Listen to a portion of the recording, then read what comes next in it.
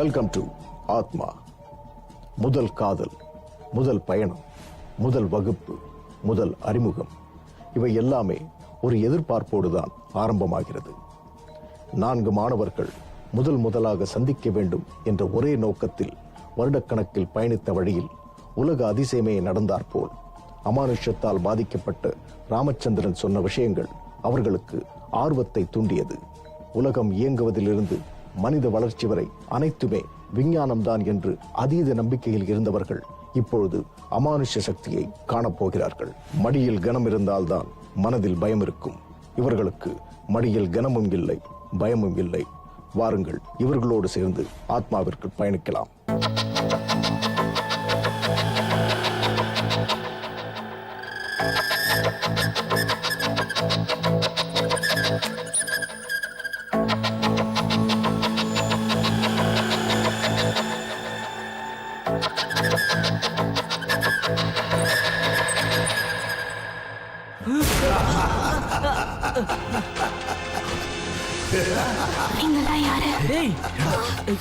யாரோ ஒரு பொண்ணு வந்து என் காதுல ஏதோ சொல்லிட்டு போதுரா.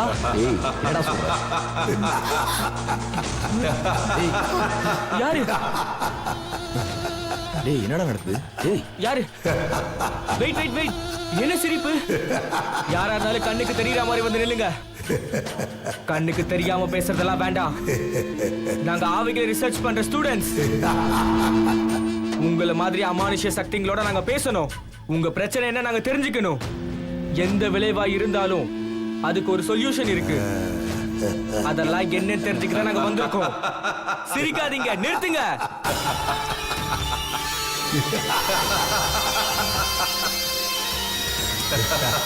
இதுக்கு முன்னாடி இங்க இருந்தவங்க எல்லாம் மூர்க்கத்தனமா அடிச்சிருக்கீங்க. காரணம் என்னன்னு எங்களுக்கு தெரியும். அவங்க உங்க சொத்தை ஆட்டை போட வந்தவங்க. எங்களுக்கு உங்க சொத்தெல்லாம் தேவையில்ல. ஆத்மா இருக்கா இல்லையா, ஒரு மனுஷனோட வாழ்க்கையில இறந்ததுக்கு பின்னாடி என்ன நடக்குது, உங்களை இப்படி இயக்கிக்கிட்டு இருக்கிற சக்தி எது, அவங்க உடம்புல இருந்து ஆத்மா வெளியே போனதுக்கு அப்புறம் அந்த ஆத்மா என்ன ஆகுது, மறுபிறவி எடுத்து வேற உடம்புக்குள்ள போயிடுறாங்களா, இல்ல ஒவ்வொரு ஆத்மாக்கும் ஆயுள் இருக்கா? அப்படின்னா முன்னாடியே தற்கொலை பண்ணிட்டு துருமரணம் அடைகிற, ஆக்சிடென்ட்ல சாகுற ஆத்மாக்களோட நிலைமை என்ன? அவங்க பூமியில வாழ்ற ஆயுள் வரைக்கும் ஆத்மா இங்கே சுத்திக்கிட்டு இருக்குமா? நம்ம உடம்புல இருந்து போற சக்தி எப்படி இருக்கும்? அது புகையா இருக்குமா, இல்லாட்டி ஏற்கனவே இருந்த உருவத்துல இருக்குமா? எங்களுக்கு அது மட்டும் தான் தெரியணும். அதுக்காக தான் சார் நாங்க இங்க வந்தோம். ப்ளீஸ், நீங்க யாரா வேணா இருங்க, ஆனா சிரிச்சு எங்களை அசிங்கப்படுத்தாதீங்க. தயவு செஞ்சு எங்க முன்னாடி வாங்க சார். Please please sir.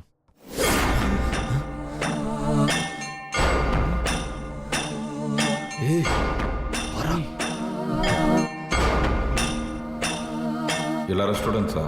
உங்களுக்கு படிக்க தெரியுமா சார்?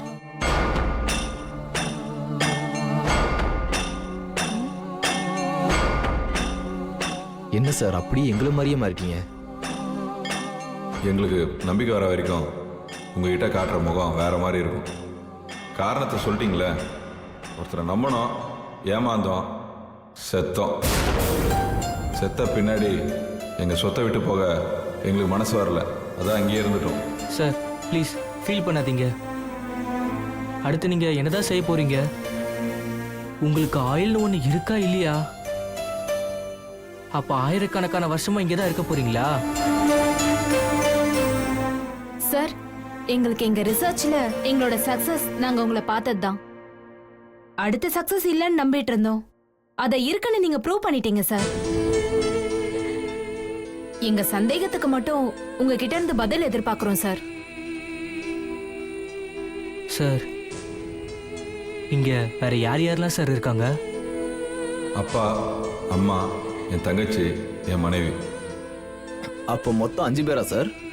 ஷார்ப்பா இருக்கீங்க சார். இவன் பேரு திலகேஸ்வரன், ரொம்ப பிரில்லியன்ட்.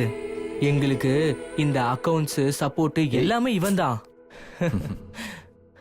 நீங்க எல்லாம் ரொம்ப நல்லா பேசுறீங்க. சார், மத்தவங்க எல்லாம் எப்ப வருவாங்க? வருவாங்களா? அவங்க இவ்வளவு நேரம் இங்கதான் இருக்காங்க.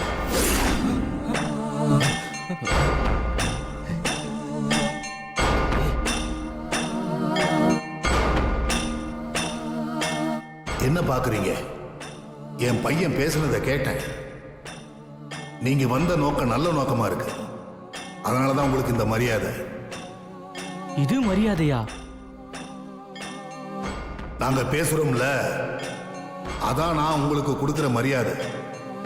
உங்களுக்கு என்ன தேவை, என்ன தெரிஞ்சுக்கணும், அதை நீங்க சொன்னீங்கன்னா அதுக்கு நாங்க பதில் சொல்லுவோம். இப்பதான் உங்க சன் கிட்ட கேட்டோம், அவர் பதில் சொல்லல. நீங்களாவது சொல்லுங்களேன் சார்.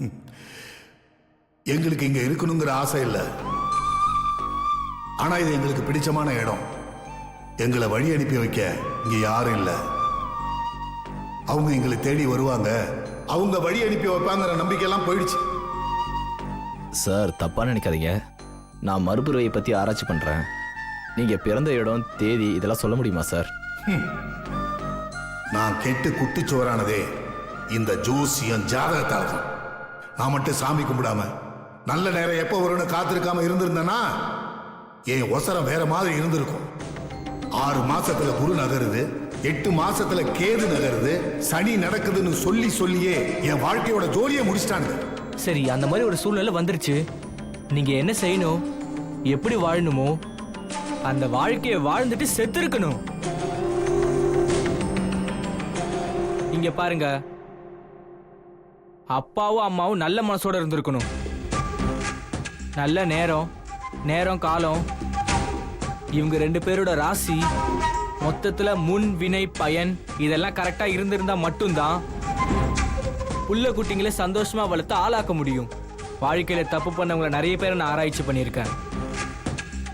தான் மட்டும் வாழணுன்றதுக்காக அடுத்தவங்க சொத்தை அபகரிச்சு ஏமாத்தி கண்டபடி வாழ்றவங்க எல்லாம் பிள்ளைங்களோட பிரச்சனை வந்து செத்துருப்பாங்க. எவ்வளவோ தப்பா சம்பாரிச்ச அப்பாவோட சொத்தெல்லாம் தப்பாவே பறி போனதை நான் பார்த்திருக்கேன். நீங்க எப்படி வாழ்ந்தீங்க, இல்ல உங்க அப்பா எப்படி வாழ்ந்தாரு, உங்க தாத்தா எல்லாருமே நல்லவங்கள தான் இருந்தாங்களா? கண்டிப்பா 4 தலைமுறை இல்ல, யாராவது வயிறு எரிஞ்சு சாப விட்டுருந்தா அது 40 தலைமுறை உங்களுக்கு பாதிப்படையும். இதை கேட்டா உங்க அப்பா ஏஞ்சி போயிட்டாரு. யாரோ பண்ண தப்புக்கு தண்டனை எங்களுக்கா? மேடம், இது யார் சொத்து? எங்க பூர்வீக சொத்து. நீங்க சம்பாதிச்சது இல்ல, பூர்வீக சொத்து.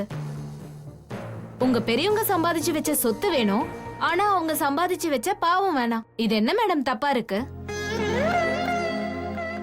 ராம்குமார் சார், ரொம்ப ஜாலியா வாழ்ந்தீங்க போல, அதான் இந்த நிலைமையில உங்களை உட்கார வச்சிருக்கு. தம்பி, இவனை தப்பா நினைக்காதீங்க. இவன் அப்பாவுடைய பக்கத்திலேயே இருக்கணும். அதுக்கு காரணம் சொத்துக்கு வாரிசு இவன் தான். அதனால வேலைக்கு அனுப்புனா கெட்டு போயிடுவான்னு கேப்பார் பேச்ச கேட்டு இந்த பங்களாவை விற்கிறதுக்கு ஏற்பாடு பண்ணிடுவான். இப்படி ஏகப்பட்ட குழப்பம். அவனை படிக்க வைக்கல, அதே மாதிரி சொத்து இருக்கிற இடத்துல பொண்ணு தேடல. அதனால அவனுக்கு பிடிச்ச பொண்ணையே கல்யாணம் பண்ண ஒத்துக்கிட்டோம். உங்க விடுதலைக்கு ஒரே ஒரு வழிதான் இருக்கு.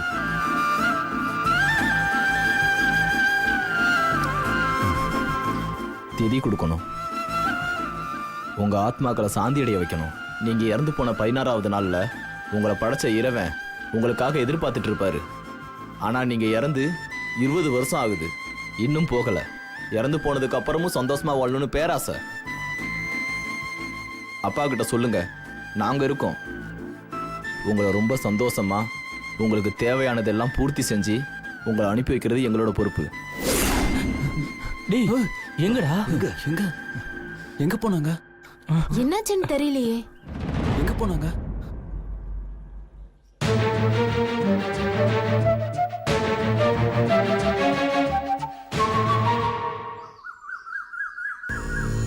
ஓம் சிந்தூராருண விக்கிரகாம் பிரணயனாம் மாணிக்யமௌலிஸ்புரத் தாராநாயகசேகராம் ஸ்மிதமுகீம் மாபீனவக்ஷோருகாம் பாணிभ्यामलिपूर्णरत्नचषकं रक्तोत्फलं बिभ्रतीं सौम्यां रत्नघटस्थरक्तचरणां पाणिभ्यामलिपूर्णरत्नचषकं रक्तोत्फलं போதும் போதும், बिभ्रतीं. நிறுத்துடா. ஏன் நிறுத்த சொல்றீங்க?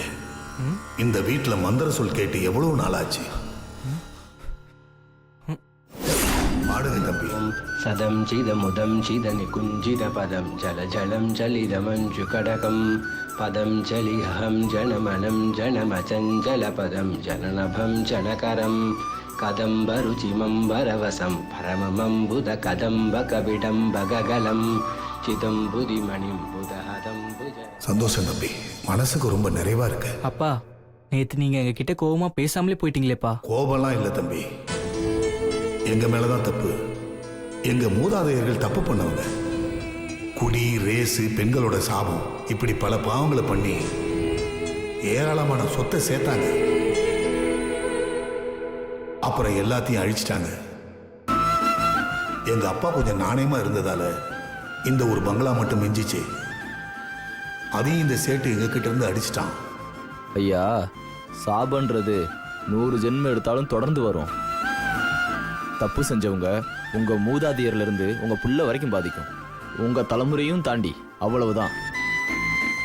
உங்களுக்கு வாரிசு இதுக்கு மேல இருக்கக்கூடாதுன்னு சாபம். உங்களுக்கும் புள்ள இருக்கு, ஆனா உங்க மகனுக்கு வாரிசு இல்லையே. முடிஞ்சு போச்சு. இது சாபத்தோட கடைசி காரணம். தம்பி, உங்களுக்கு அது புண்ணியமா போகட்டும். நேத்து எங்க மருமக சொன்னா எங்க ஆத்மாக்களுக்கு சாந்தி பிரீத்தி கொடுக்க நீங்க சொன்ன ஒவ்வொரு வார்த்தைகளும் உண்மை. எங்களுக்கு திதி கொடுத்து வழி அனுப்ப யாருமே வரமாட்டாங்கன்னு நினைச்சோம். கடவுள் இந்த 4 பேரையும் ஆராய்ச்சின்ற பேர்ல வழி அனுப்பி வச்சிருக்காரு. இந்த சந்தர்ப்பம் எங்களுக்கு ரொம்ப முக்கியமா தெரியுது. நீங்க எங்ககிட்ட உங்களுக்கு பிரீத்தி செய்ய பூர்ண சம்மதம் தெரிஞ்சுக்கிட்டா எங்களால செய்ய முடியும். உங்க உத்தரவுக்காக தான் நாங்க வெயிட்டிங்ல இருக்கோம். ஆனா அதுல ஒரு சின்ன பிரச்சனை இருக்கு.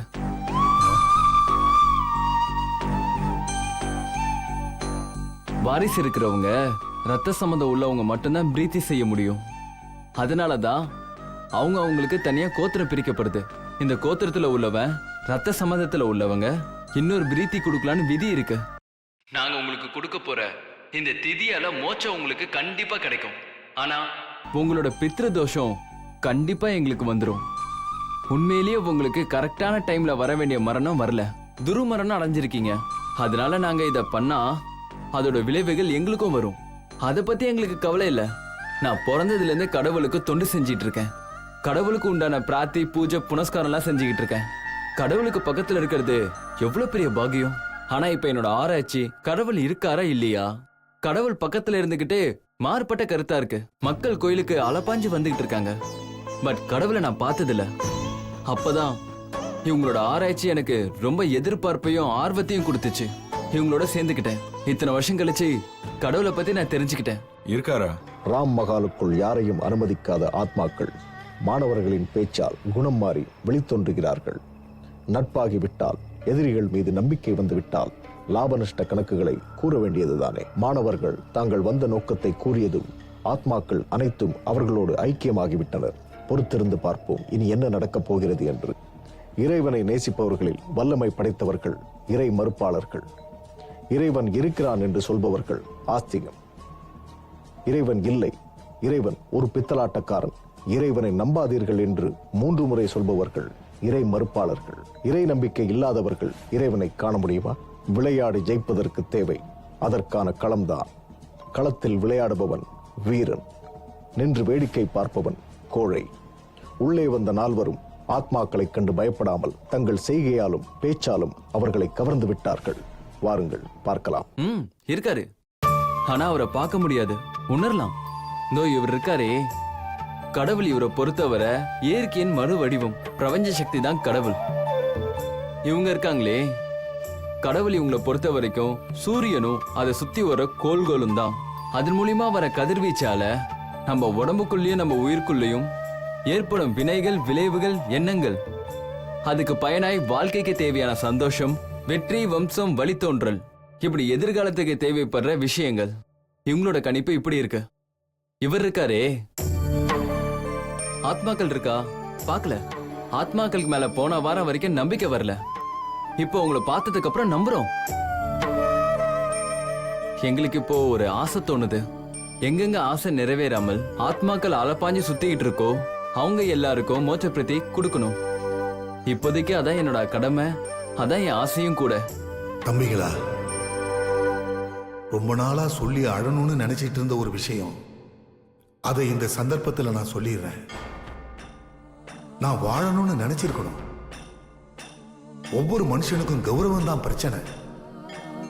என்னை இறங்கி பிழைக்க விடாம செஞ்சது என் கௌரவம் தான். நாங்க பெரிய குடும்பத்தை சேர்ந்த வாரிசுங்க. நாங்க 5 பேர் சேர்ந்து வாசல்ல ஒரு டிஃபன் கடை போட்டிருந்தா இந்த பசியும் கடனும் எங்களை விட்டு எங்கேயோ போயிருக்கும். ஆனா கௌரவம் தான் எங்களை தடுத்துருச்சு, எங்களை பிழைக்க விடாம செஞ்சிடுச்சு. எங்க சுய கௌரவத்துக்கு இந்த தொழில் தான் பண்ணணும், பெரிய அளவுக்கு விசாலமா தான் பண்ணணும், இப்படியெல்லாம் தான் நாங்க திட்டம் போட்டோம். ஆனா அதெல்லாம் வேலைக்காகல. ரோட்டுக்கு வந்துட்டோம். வீடும் போயிடுச்சு.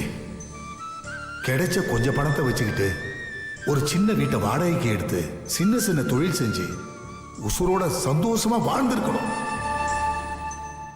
அதுக்கு இந்த கௌரவம் ஒத்துக்கல. வாழ்ந்தா இந்த வீட்டில் தான் வாழணும், இல்லைன்னா செத்துடணும்னு இந்த வீட்டிலேயே செத்தோம். இதில் யாருக்கு என்ன லாபம்? அதனால சந்தோஷமான காரியம் ஏதாவது நடந்துச்சா?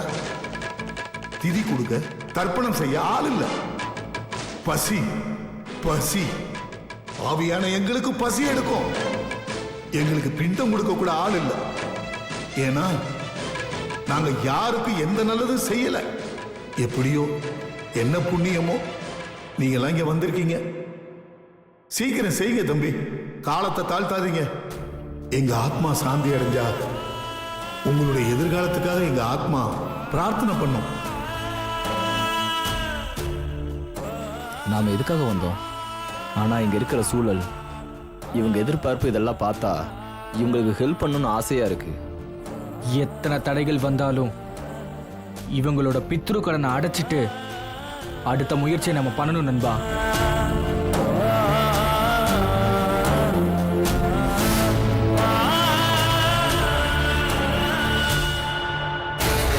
ஜே, இந்த பசங்களை பார்த்தீங்களா? அதுங்க கூட எப்படி பேசி சிரிச்சுக்கிட்டு இருக்கானுங்க பாருங்க. Hare Ram, clean bowled, matter finish. சூப்பர்யா, நல்ல ஆளுங்களை கூட்டு வந்திருக்கியா.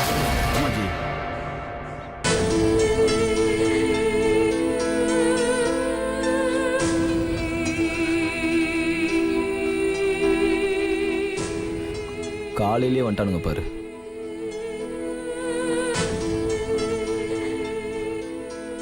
இவங்க கிட்ட பேச்சை குறைக்கணும் ப்ரோ. இவங்க பிசினஸுக்காக நம்மளை அவசரப்படுத்தினா உள்ளவங்களுக்கு பதில் சொல்ற நிர்பந்தம் வந்துடும். மாணவர்கள் நால்வரும் எந்த ஒரு விளைவும் ஏற்பட்டு விடக்கூடாது என்பதில் கருத்தாக இருக்கிறார்கள். ராம் மகாலில் உள்ள ஆத்மாக்களுக்கு உண்மையாக இருக்க வேண்டும். மறுபுறம் அந்த ஆத்மாக்களை அறிமுகம் செய்து வைத்து ராமச்சந்திரனுக்கு நன்றியோடு இருக்க வேண்டும், அல்லது இவ்விருவரையும் இணைத்து விட வேண்டும். முடிவு செய்ய நினைக்கிறார்கள் ஆராய்ச்சி கல்லூரி மாணவர்கள். பொறுத்திருந்து பார்ப்போம் என்னவென்று. மனிதனுக்கு இந்து மதத்தில் பிறந்தவனுக்கு ஒரு நீதி, கிறித்துவத்தில் பிறந்தவனுக்கு ஒரு நீதி, இஸ்லாத்தில் பிறந்தவனுக்கு ஒரு நீதி. ஆனால் மரணம் என்பது எல்லோருக்கும் ஒன்றுதான். மரணத்திற்கு பின் இந்து மதத்தில் ஒரு புனஸ்காரம், கிறித்துவத்தில் ஒரு வேத பாராயணம், இஸ்லாத்தில் ஒரு தொழுகை. இந்த மூன்றுமே இறந்த ஆத்மாக்களை இறைவனடி சேரச் செய்ய வேண்டிய வழிமுறைகள் தான். திருநாவுக்கரசு குடும்ப ஆத்மாக்களை இறையடி சேர மாணவர்கள் என்ன முடிவெடுக்கப் போகிறார்கள்? வாருங்கள் பார்க்கலாம். இங்கே நடக்கிறத ரன்னிங் கமெண்ட்ரி அவன் எதிர்பார்க்கிறான். இதுதான் இவங்க கிட்ட இருக்கிற பிரச்சனை. உள்ள இருக்கிறவங்களுக்கு யாரு எதிரியோ அவங்க கிட்ட இங்க நடக்கிறத நம்மளோட நடவடிக்கைகளை சொல்லி சொல்லி அவனை சந்தோஷப்படுத்துறான். தடவையா எந்த ஒரு அட்டாக்கும் ஆகாம நாம இங்க இருக்கிறத பார்க்கும்போது அவனுக்கு ரொம்ப ஆச்சரியமா இருக்கு. கேட்ல நிக்கிற 2 பேரும் உள்ள இருக்கிறவங்க கிட்ட செம்மையா அடி வாங்கியிருக்காங்க. இப்ப பாரு, நேரா பக்கத்துல வருவான். உள்ள இருக்கிறவங்க பாப்பாங்க, மறுபடியும் இவனால பிரச்சனை வந்துருமோன்னு பயப்படுவாங்க. மனுஷங்க கிட்ட பொய் சொல்லலாம், நம்பிடுவாங்க. உள்ள இருக்கிற அமானுஷ சக்திங்க கிட்ட பொய் சொன்னா அவனோட பேசும்போது இவங்க பக்கத்துல நின்னு கேட்க மாட்டாங்கன்னு என்ன நிச்சயம்? நீ சொல்றது கரெக்டு தான்.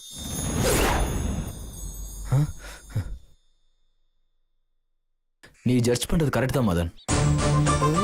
அர்ஜுனா நம்மளா போக வேணாம். சரி. அவங்களா இங்க வந்து கூப்பிடுற வரைக்கும் இங்கே இருப்போம். ஓகே. போக வேணாம். இதை வரும்போது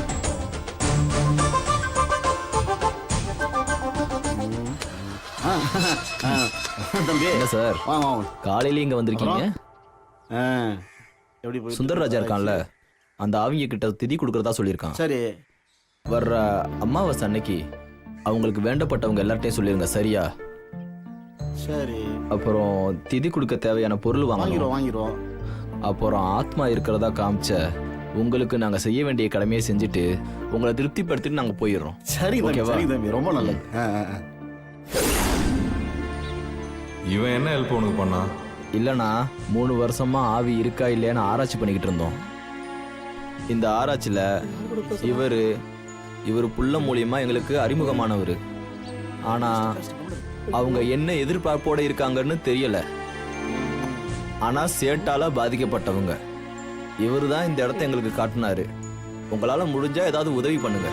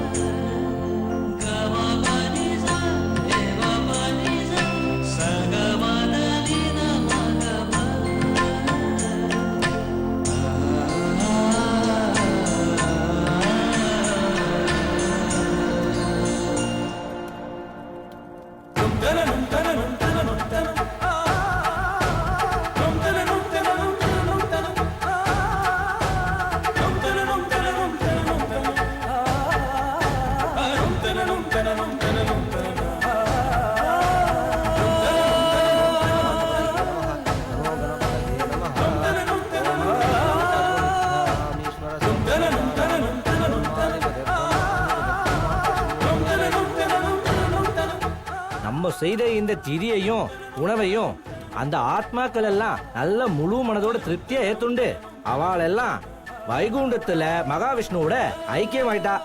இனிமே அந்த ஆத்மாவோட அனுகிரகங்கள் உங்க குடும்பத்துக்கு என்னைக்குமே நிரந்தரமா பரிபூர்ணமா இருக்கும். இறைவன் வாழும் மேலோகத்திற்கு செல்ல 2 வழிகள் தான் உண்டு. ஒன்று அன்பை பிரவாகம் செய்தல், மற்றொன்று ஏழைகளுக்கு செய்யும் உதவியில் இறைவனை காணுதல்.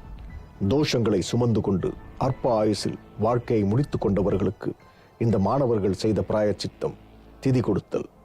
கொடுத்து விட்டார்கள். தனது உறவுகளுக்காக மட்டுமே கொடுக்க வேண்டிய இந்த திதியை இவர்கள் திருநாவுக்கரசு குடும்பத்திற்காக கொடுத்து விட்டார்கள்.